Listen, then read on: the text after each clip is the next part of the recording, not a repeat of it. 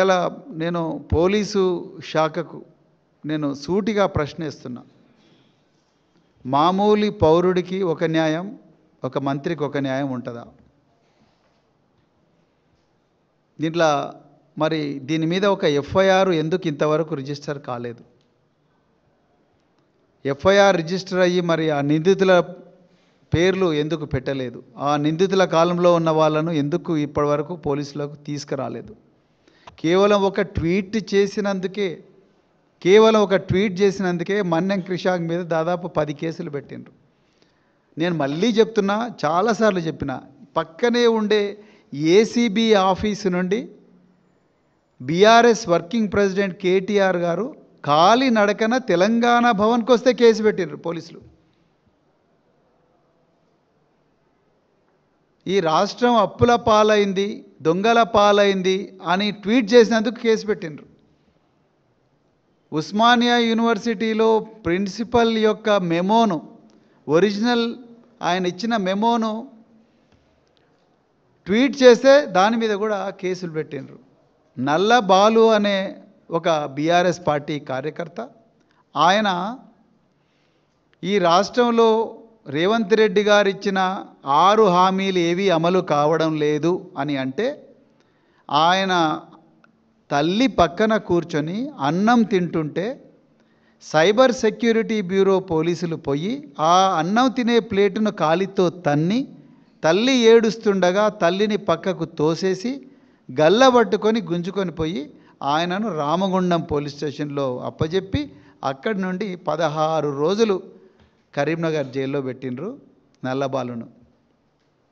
గౌతమ్ పోతగోని అనే ఒక social media activist రైతు రుణమాఫీ కాలేదు అని చెప్పి ఆయన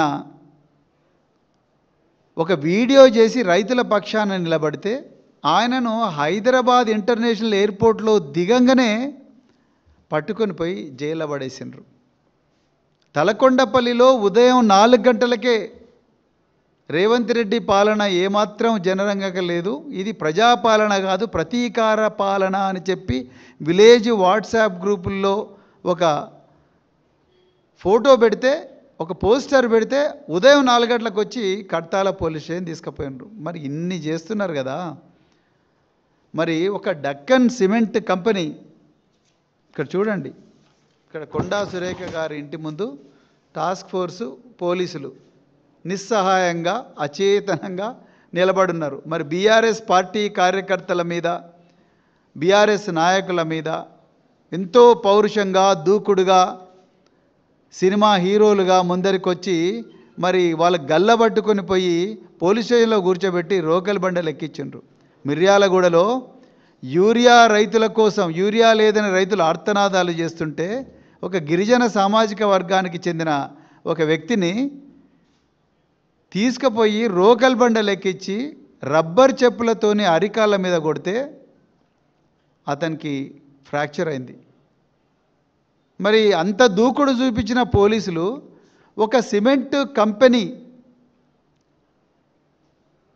ఆ కంపెనీ యజమానిని రోహిన్ రెడ్డి అని ఒక సీనియర్ కాంగ్రెస్ నాయకుడు, రేవంత్ రెడ్డి రైట్ హ్యాండ్ అంటే ఈయన హైదరాబాద్ గెస్ట్ హౌస్లో తీసుకొచ్చి ఆ సుమంత్ అనే వ్యక్తి ఇతని మీద